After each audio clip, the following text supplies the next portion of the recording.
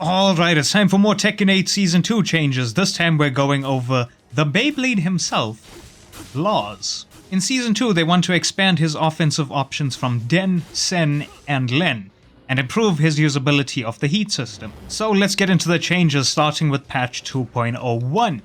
In heat, when you do Den 3+4, the lightning follow-up no longer happens on whiff or on block, which is really good. That was a really dumb thing that was going on.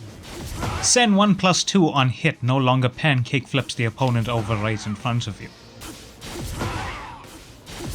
On whiff it has one more frame of recovery, and on block it is now -14, this was -13 before. Down forward 3-3 now also leaves the opponent closer to you on block. And now for the emergency patch changes. Den 2 now does 17 damage, it was 19 before.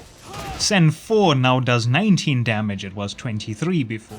Down back 2-3 full charge no longer causes a wall crush and it is +13 on block. Len 1 is basically back to its Season 1 version. For whatever reason in Season 2, they gave it a different hit effect and it was +26. They also fixed the down forward 3 bug. If you did down forward 3 and went into Den, for whatever reason it seemed to be like a Season 2 thing where if you did one frame of a 2 input into a 1+2, weird shit was happening. That's how we got the Anna bug. And with Lars, if you did that, it was making Den 1+2 combo with down forward 3 for some reason. It was really dumb. But that is gone now. Now for the actual Season 2 changes. Sen 4 is no longer a power crush. On block it is +4, it was -9 before, and it now does 7 chip damage. On hit it guarantees a follow-up, and in combos it gives a hard air spin. Sen 1+2 is now a power crush. In heat, Sidestep 2 now has a lightning follow-up that makes it +6 on block. On hit it knocks down for +27, which means down 1+2 is guaranteed here.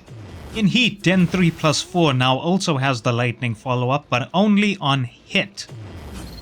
Because of that lightning follow-up, it guarantees another follow-up. It was also giving this lightning follow-up on block, which was ridiculously annoying. Thank God they removed that. Down forward 1 now has extensions and does 12 damage instead of 14. Down forward 1 is a mid-high that's natural on hit, and it's +6. On block it is -6, but you can duck the second hit. You can hold down to go into Den, which makes it +10 on hit. On block it becomes -2. You also have down forward 1-1-3, which is not natural on hit. The last hit knocks the opponent away for +16, and it does wall splat as well.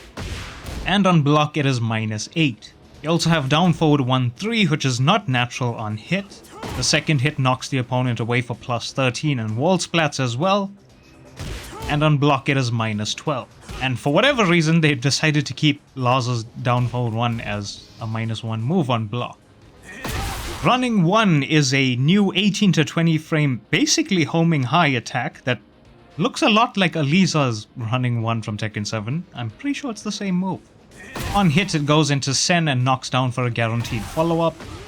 You can also hold back to not go into Sen. On block it is +7 into Sen, and if you don't go into Sen it is +5 with a lot of pushback. And in combos it gives you a hard air spin.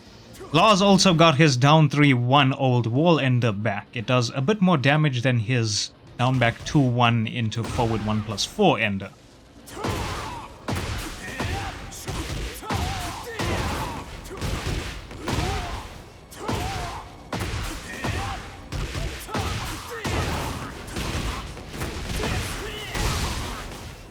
Crouching 1+2 can now go into Len if you have a neutral input and then hold it down. Like that, and it's +3 on hit. On block you cannot do this. You can now heat burst as well as heat smash from dynamic entry. But because of this change, the dynamic entry 2+3 grab is now dynamic entry 2+4. Lars's Heat Smash, the second attack was a 36 to 41 frame move, it is now a 38 to 41 frame move.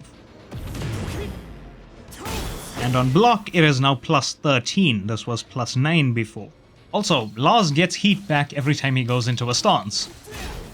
1-4 into Len as well as Den 4 into Len are now both plus 3 on hit. It was plus 1 before.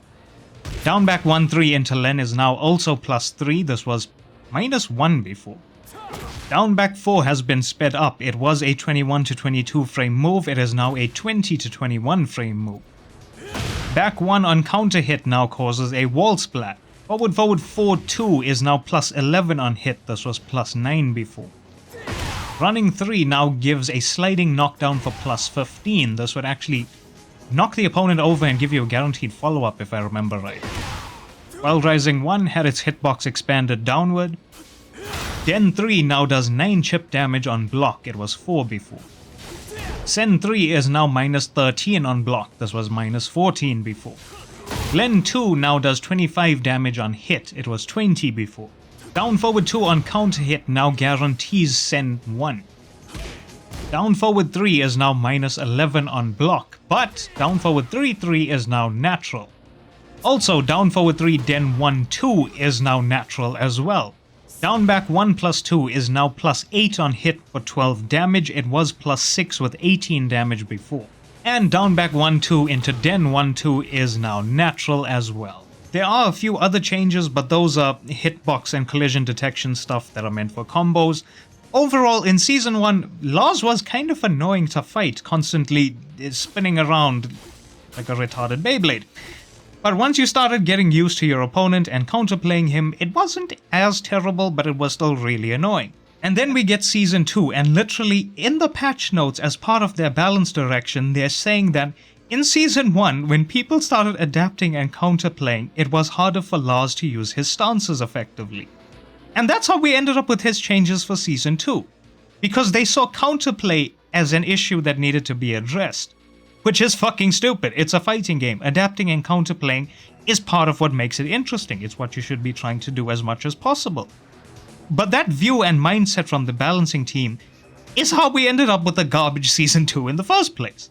But you guys let me know what you think about the changes to Lars in Season 2. If you liked, leave a like. Dislike if you didn't. Lars is actually just a victim of the balancing team. Like, we have to suffer for their dumb choices now.